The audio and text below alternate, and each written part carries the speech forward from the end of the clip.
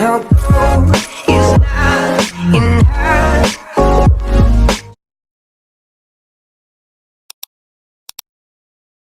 Olá pessoal, tudo bem? Hoje de novo aqui falando em português, professor, que é muito bom, né? Ultimamente tenho falado só em inglês aí com a galera de fora, mas a gente sabe que tem muita gente boa no Brasil também, a gente tem garimpado aí vários professores importantes, que tem várias contribuições aí no Brasil, e o objetivo do canal, como o pessoal sabe, né, é difundir informação e principalmente em português, né?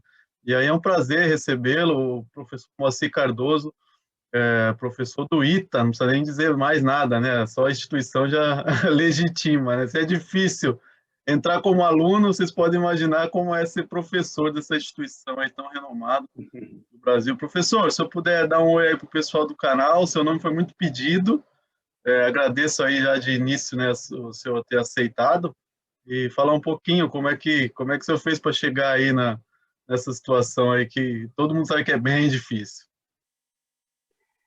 Bom dia, Hugo. Bom dia a você e bom dia a todos os seus ouvintes aí do canal. Inicialmente, eu queria te falar que é uma grande satisfação estar aqui conversando com você, né? Que eu sou um dos seus ouvintes aí das suas entrevistas, tá? Que honra. É uma oportunidade muito boa que você propicia, né, para os profissionais de segurança, para os profissionais envolvidos nessas áreas. Então, a história aqui no ITA, né? Eu sou engenheiro de segurança do trabalho do Instituto e eu também leciono no Instituto, né? Então, como é que a gente começou essa história aqui? Na verdade, eu vi uma oportunidade, alguns anos atrás, de melhorias e implementações de disciplinas na área de gerenciamento de riscos, na área de análise de riscos tecnológicos, né, que é uma das vertentes aqui do Instituto, e a gente começou a trabalhar nesse propósito, né? Então, a gente começou a criar disciplinas na graduação, posteriormente disciplinas na pós também. A princípio, eram disciplinas voltadas aos métodos tradicionais de análise de risco, métodos probabilísticos de análise de risco, mas conforme a gente foi evoluindo e ganhando experiência e contato principalmente com o público da pós-graduação, que era um público que vem da área operacional, principalmente na aviação, né? Eles nos traziam algumas questões, algumas demandas que a gente estava vendo que o que a gente chama de safety one, né? Quer dizer, que a abordagem tradicional de segurança, ela já não estava mais sendo suficiente, né? Na verdade, a aviação ela tem níveis de excelência, né, em termos de segurança, ela evoluiu muito nos últimos anos, mas os próprios operadores estão percebendo que precisa ser feita alguma coisa a mais. E aí a gente começou a introduzir nas nossas disciplinas o conceito de engenharia da resiliência, né? O Safety 2, então a gente tem tentado criar essa cultura no Instituto, né, para que se olhem para outras possibilidades de segurança, a não ser aquelas questões tradicionais, né? Já faz alguns anos que a gente está nessa luta, né? Então agora os primeiros frutos, vamos dizer assim, estão sendo colhidos, né? Então a minha contribuição tem sido na área de ensino, né, na área de colocar os questionamentos, né, nesses pesquisadores, nesses profissionais, para que pensem fora da caixa, né? Então a ideia é essa, pensar um pouquinho fora da caixa, e eu acho que a ferramenta mais emblemática para esta nova visão é o FRAN, né, do professor Ronagel, que eu tive a oportunidade de conhecê-lo lá no evento que ele realiza, né? Infelizmente agora por conta da pandemia, Tudo, a gente parou tudo, mas eu tive a oportunidade em 2019 de conhecê-lo no evento e verificar que realmente isso está atraindo a atenção de várias áreas diferentes, né? Então, a área de saúde, a área de aviação, a área de controle de tráfego aéreo, mas também a área nuclear, que é uma área que tem um histórico muito grande na questão de análise probabilística, tem um histórico muito grande também na questão de fatores humanos, mas eles agora estão migrando também para essas novas visões, né? Então, é nesse escopo que a gente atua aqui no ITA. Pô, professor, fico muito feliz de ouvir isso, né? Porque eu comparo muito o desenvolvimento profissional com o idioma, né? Quando você vai aprender um idioma, se a pessoa começa de pequenininho, né? Ou vive num país diferente, a coisa flui bem naturalmente, né? Ao passo que quando a gente vai aprender depois de já uma certa idade, aí você fica com sotaque, né? Fica aquele inglês macarrônico, né? Então, o fato de vocês estarem já introduzindo aí esses conceitos para os alunos, né, com certeza vai fazê-lo chegar no mercado já com uma visão diferente aí, uma visão mais pronta, comparando com a realidade.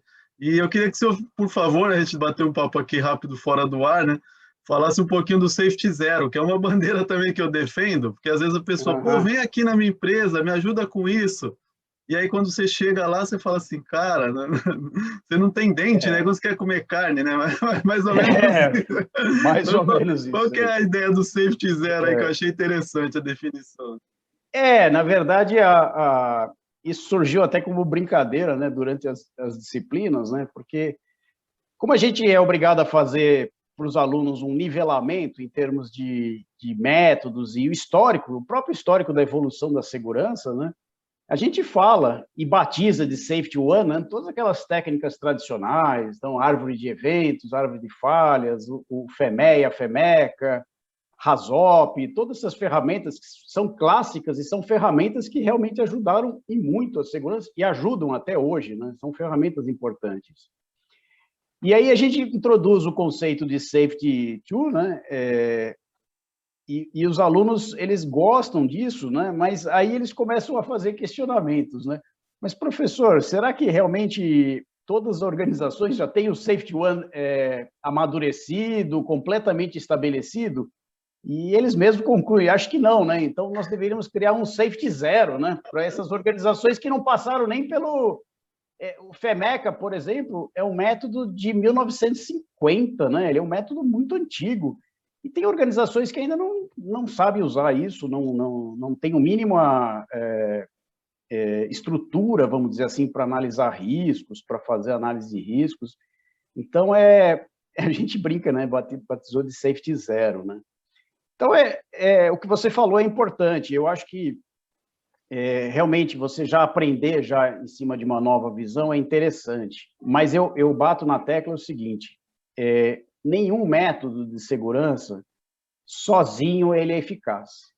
Então, você precisa, na verdade, você tem que ter uma artilharia de métodos, vamos dizer assim, para você juntar e, na sua organização, aquilo fazer sentido, aquilo realmente ser útil, né?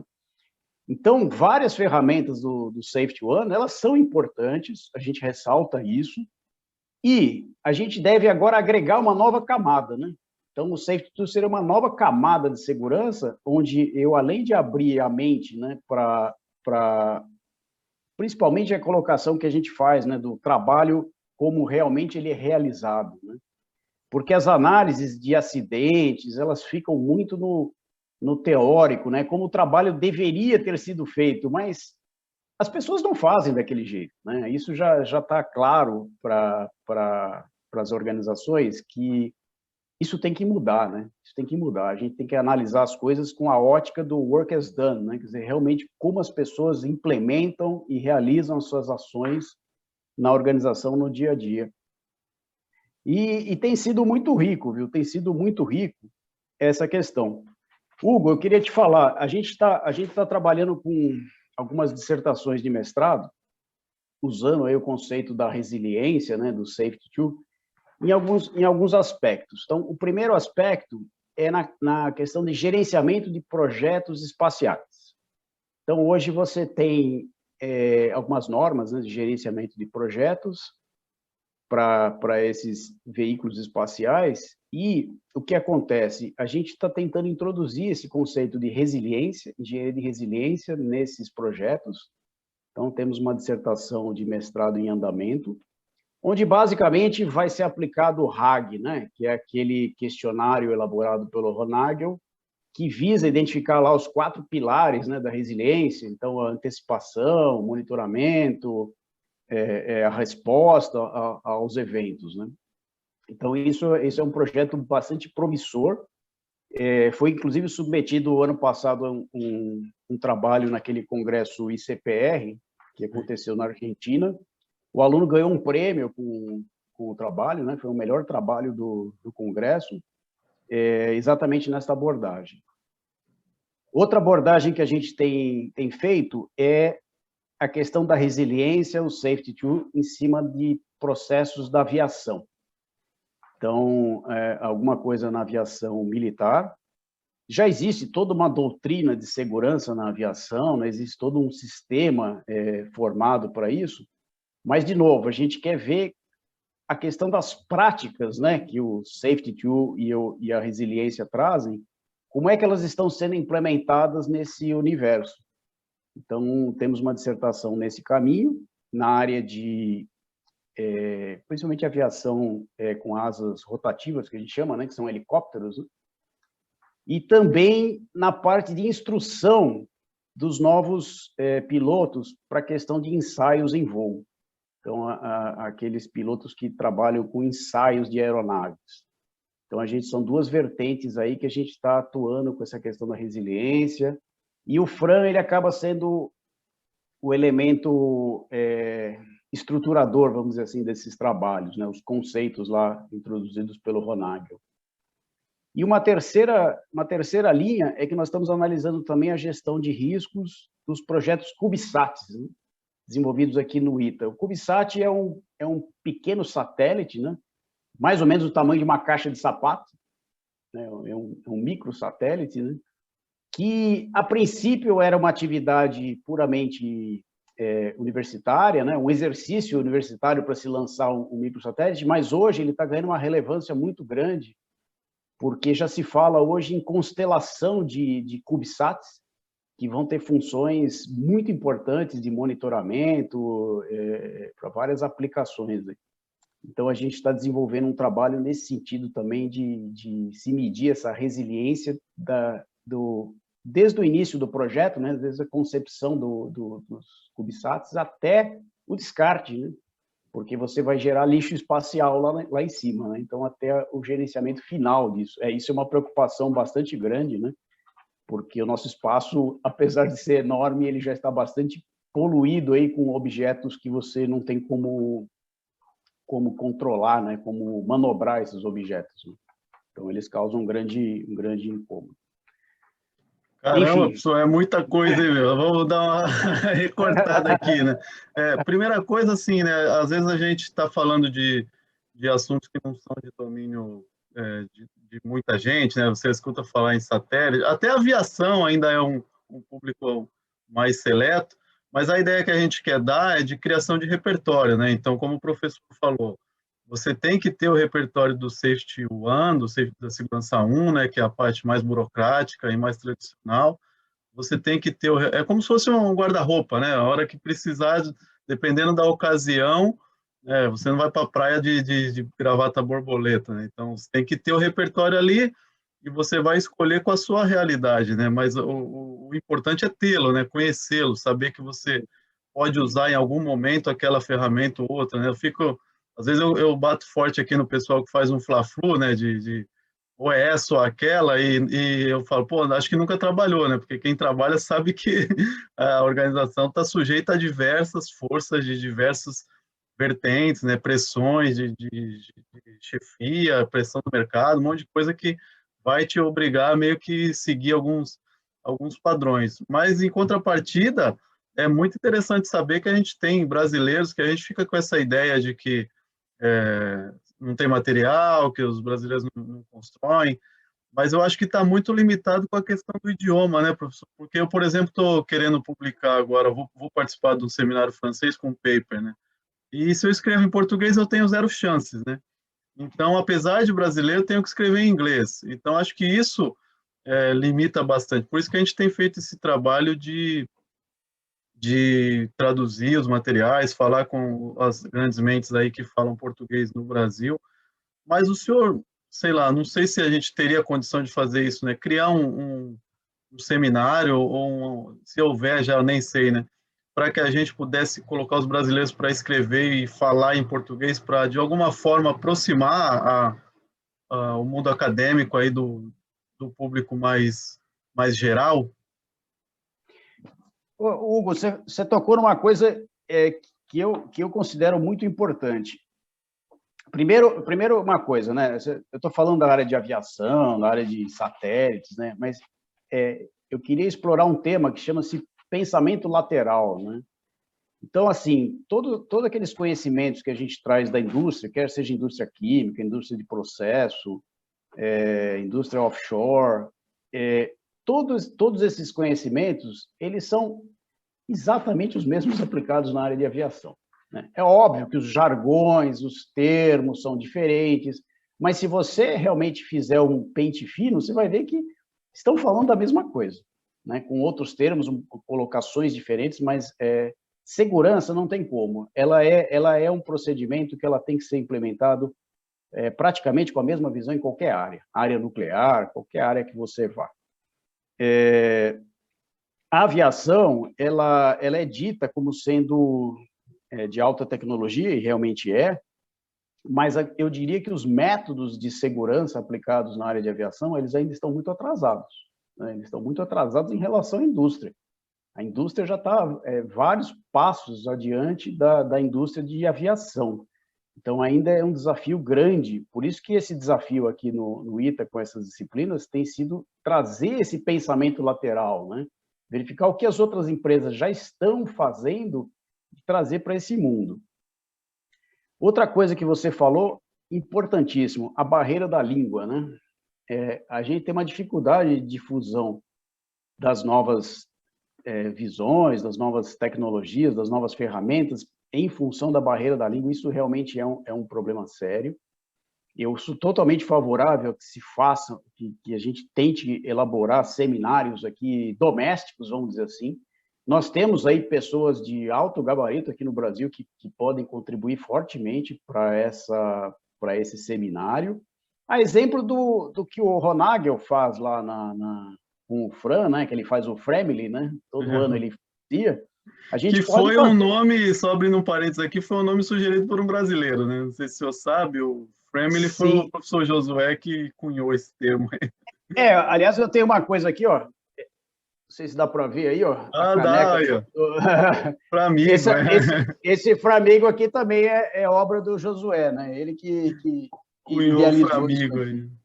Então, nós temos profissionais aí já atuantes, né, na diversas áreas, que a gente é totalmente viável. E eu acho que é necessário a gente fomentar esse exercício aqui no Brasil, né? A gente precisa fomentar. E eu acho, assim, pelo que eu vejo assim, no cenário mundial, eu acho que nós temos profissionais de altíssimo nível no Brasil, tanto na academia quanto nas indústrias. Nós temos profissionais muito qualificados nas nossas indústrias, e um evento desse, eu acho que agregaria muito, viu, Hugo?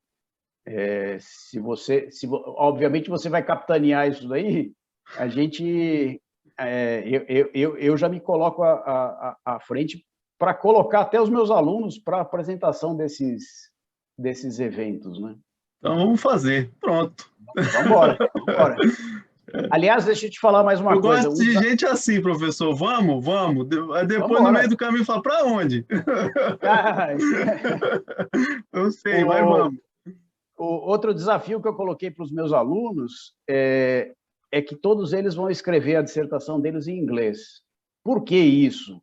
Porque eu quero, por exemplo, principalmente agora, a pandemia, os efeitos, né, benéficos, se é que tem, né, algum, né? Isso que nós estamos fazendo aqui, essa live, talvez numa época fora de pandemia seria muito mais difícil, né? Porque você estaria numa outra atividade, eu estaria outra, então fica muito mais difícil. E agora eu estou querendo trazer esses professores, por exemplo, Ricardo Patriarca. Meu irmão, Ricardo Patriarca, é um amigão que eu tenho certeza, na hora que eu ligar para ele, falar desse seminário, ele topa.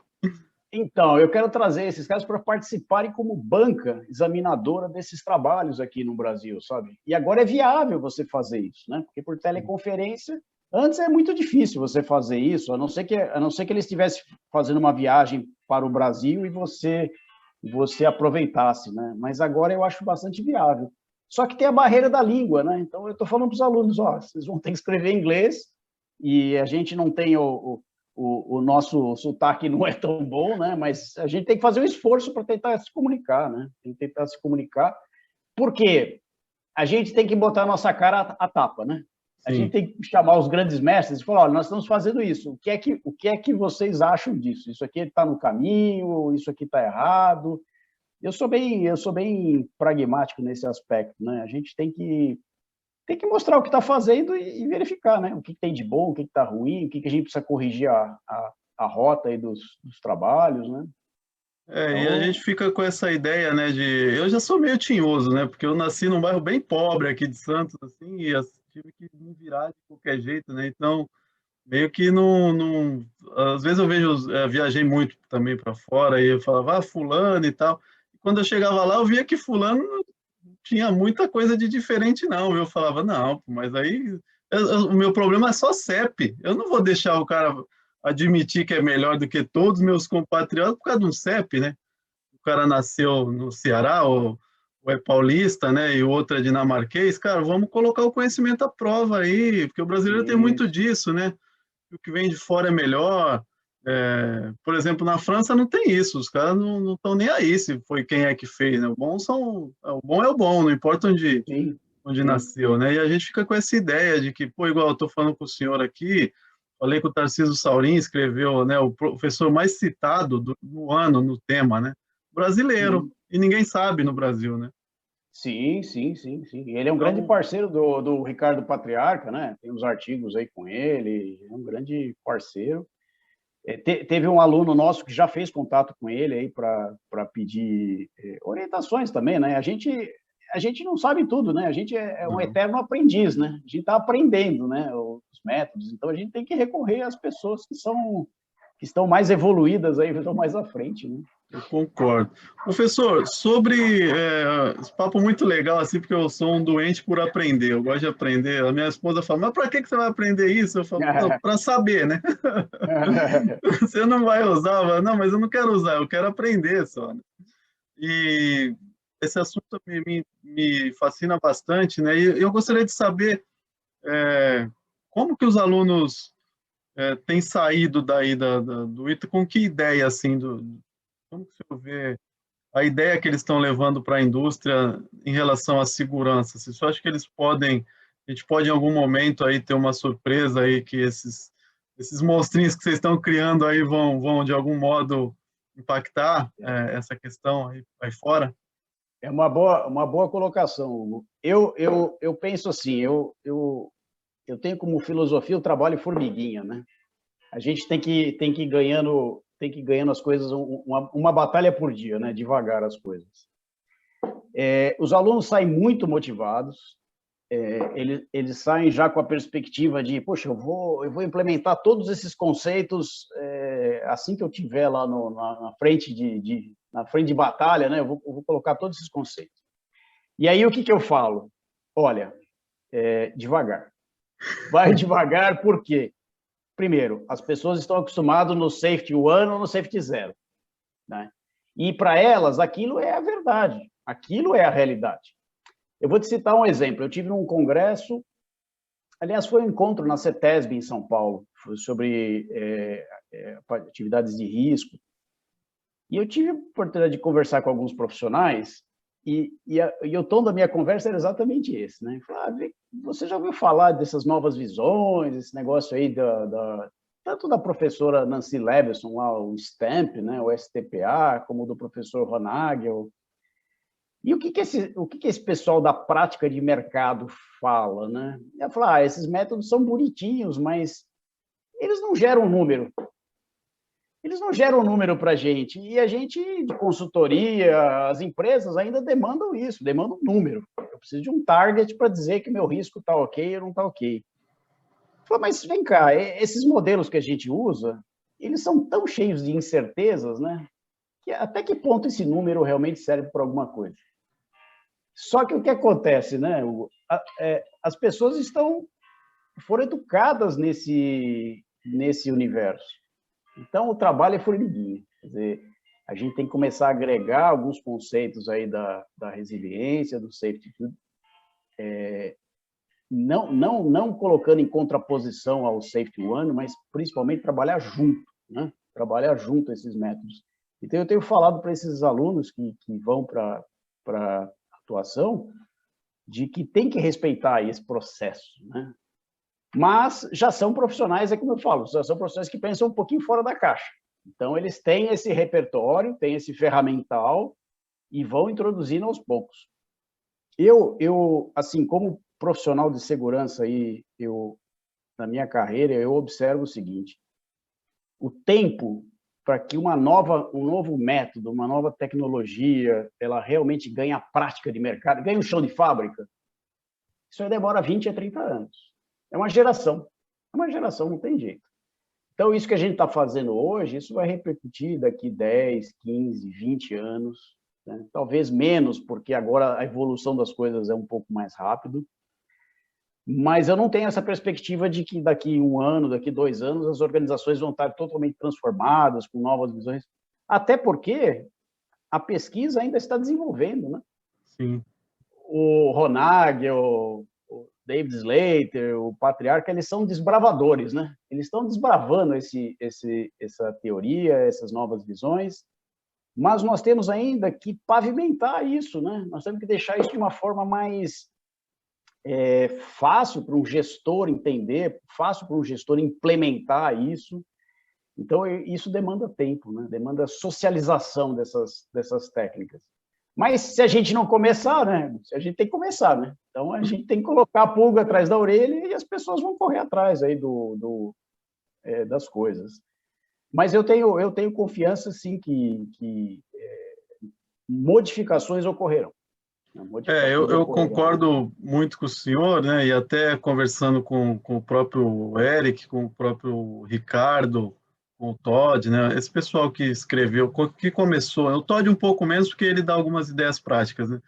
Mas eu entrevistei eles, conversei com eles, e no final eu fiquei dando entrevista para eles para falar das práticas que eu coloquei na indústria com as teorias deles, né? Então, é bem o que o senhor falou, né? Eles têm aquela ideia macro, mas eles nunca testaram na prática, né? Eu comecei a implementar, já implementei em algumas empresas, né, desde 2012, mas assim, professor, né, quando a gente fala implementou, as pessoas acham que eu tirei cirúrgico e coloquei a 2, né? Não, a gente andou junto por um bom tempo, assim, e o gestor queria VA, a gente mostrava, quero ver número, a gente mostrava, mas não parava com as nossas ideias de democratizar o conhecimento, o levantamento de risco e tal, e a filosofia andando paralela, até o momento que a gente incorporou a 1 e a 2, né, e virou uma, sei lá, 1,5, vamos dizer assim, né, e aí seguiu, né, mas por forceps eu tenho uma experiência prática que não vai, e corroborando com o que o senhor disse, né, os teóricos, eles vão precisar da indústria, da gente, né, para praticar os conhecimentos e validá-los, né, para ter e aí sim, né, conseguir falar para chegar e vender isso para um gestor, né, e falar, ó, o que vai mudar na sua empresa é isso. Hoje a gente não consegue, só com a teoria, mostrar isso claramente. Não. E Hugo, você me permite, tem uma coisa que você falou aí que é importantíssima, né, que eu procuro nunca perder o contato com a realidade, vamos dizer assim, das indústrias, né, da área operacional, porque lá no chão de fábrica, na indústria, nas operações, o pessoal é muito pragmático, né? Eles querem coisas que funcionem imediatamente. E para mim é muito importante conhecer esse mundo, porque quando você está ensinando, mesmo as ferramentas tradicionais, né? Você tem que trazer exemplos desse mundo, né? De como é que as coisas acontecem lá realmente, para que essas pessoas formem essa visão, né? Não adianta achar que você vai, por exemplo, numa fábrica e os trabalhadores ou o supervisor vai fazer um FRAM, né? Ele vai entender todo aquele processo instantaneamente. Não vai. Então, a gente precisa ter essa conexão com a prática operacional, né? Nós temos que ir evoluindo aos poucos nesse sentido. Agora, outra coisa que eu queria te falar, uma coisa que eu acho engraçado na área de segurança, né? Tem gente que é apaixonado por um método, apaixonado pelo outro, né? Eu não sou apaixonado por nenhum método específico. Eu acho que cada método ele tem a sua aplicação, ele tem a sua utilidade e ele traz um benefício para a organização. O que a gente deve saber é conhecer o método, né? Conhecer o background do método, como é que ele foi criado, para que ele serve, quais os benefícios que ele pode trazer, para que a gente use ele corretamente e com as adaptações necessárias, obviamente, para cada organização, né? Tem uma corrente aí falando do Safety 3, né? Já ouvi Safety falar, é uma loucura. que na verdade é uma crítica ao Safety 2, né? É. Dizendo que essas coisas já se faziam e não sei o quê. Então, gente, aqui não cabe a gente ficar brigando qual o método que é melhor, o método que é pior. Eu acho que tem que agregar coisas novas à área de segurança. Nós tivemos, historicamente, os nossos níveis de segurança estão cada vez melhores, né? A gente vai reduzindo os acidentes, principalmente os acidentes tecnológicos, né? Esses acidentes que envolvem tecnologia, eles estão reduzindo cada vez mais, graças às ferramentas Safety One, tá? Graças à análise de árvore de falhas, árvore de eventos, FEMEA, FEMEC, isso aí tem reduzido esses acidentes. O que nós estamos entrando numa era é que o fator humano ele é preponderante, né? Ele é preponderante. E o fator organizacional também, ele é um grande vilão aí, vamos dizer assim, da segurança. Então, naturalmente, métodos que consigam incorporar a parte tecnológica, a parte humana e a parte organizacional, eles têm que ganhar espaço nas organizações, né? Mas isso vai ser um processo aí, vai ser um processo e sem briga, sabe? Sem paixões, não, o meu método é melhor que o seu, o meu método não sei o quê. Não existe isso de melhor método, existem métodos que têm valia para cada ambiente diferente e organização, e estágios culturais da organização, né? Eu acho que existe o melhor método para a melhor ocasião, né? Como eu disse, roupa, né? Não é porque é uma roupa de grife que você vai usar em qualquer situação. Pois Professor, nosso tempo está voando aqui, quase chegando a 1 hora. Eu queria que o senhor, Caramba. primeiro, agradecê-lo, né, muito pelo tempo, sei que é bem corrido aí, e pedir para o senhor aí, se o senhor quiser compartilhar algum contato, quem quiser encontrá-lo, discutir alguma coisa, ou qualquer processo que o senhor esteja em andamento aí que valha divulgar, fica à vontade aí, por favor. Bom, a gente nem vê o tempo passar, né? A gente Que bom, né, meu? É como eu falei, eu sou apaixonado por nenhum método, mas eu sou apaixonado por segurança. Então, a gente começa a falar desse assunto, vai se empolgando, né? Vão vindo várias coisas, vários pensamentos aí à mente, né? Não, eu acho que, assim, eu estou aberto aí a contatos, né? Se quiser conversar comigo, ver o que a gente está fazendo mais detalhadamente lá no Instituto. Meu e-mail, não sei se eu posso falar aí, Pode, eu fico à vontade. Moacir, com Y, @ita.br. Tá? Não tem o com, então é @ita.br. E eu sou, como eu falei, eu sou um eterno aprendiz, né? Então, quem quiser trazer experiências novas, quiser colaborar com a gente, trabalhar com a gente, nós estamos abertos nesse sentido aí. Mais uma vez, Hugo, eu acho que você está de parabéns aí com sua iniciativa, tá? Eu vou te cobrar sobre o nosso evento nacional aí. Vamos fazer. Temos que fazer esse evento aí. E eu já vou pedir aqui que eu sou pidão. Eu vou, quando acabar essa pandemia, porque do jeito que está aí, eu não sei se um dia acaba, no Brasil, pelo menos. Eu vou visitar o ITA e tenho muita curiosidade de conhecê-la. Se eu puder ser meu host, aí eu... Será muito bem-vindo aqui. Bom. As instalações, tudo. Vamos torcer para essa pandemia realmente passar, porque nós estamos numa fase bastante crítica, né, infelizmente. Mas eu acredito na resiliência, né? A resiliência vai fazer com que a gente volte a... Vou fazer um comentário aqui, como eu pago meus impostos, eu posso fazer esse comentário, né? Acreditem na ciência, pessoal. Né? Não vou falar nada de política, mas acreditem, o nosso canal é só isso, né? A gente só põe os cientistas para falar. Então, eu posso falar de cátedra aqui que vocês devem acreditar na ciência. E lembrando que a ciência, às vezes, ela tem um tempo de latência, né? entre você ser apresentado ao problema e ter a solução, né? Então, as pessoas precisam entender isso. Mas que a solução vai vir da ciência, isso não tem a menor dúvida, né? Não tem a menor dúvida. Então é isso, Hugo. Então, estamos à disposição. Eu agradeço muito a oportunidade aí para bater esse papo e eu aprendo muito aí com as tuas lives aí que você faz as entrevistas aí com os profissionais. Caramba, que honra, hein, meu? Olha só, realmente é uma oportunidade única aí a gente ter esse contato, né? E só tenho a agradecer mesmo. Muito obrigado, professor. Se cuida por aí, vamos tocar esses projetos aí. Muito bom saber que podemos contar com o senhor. Com certeza. Grande abraço a todos aí.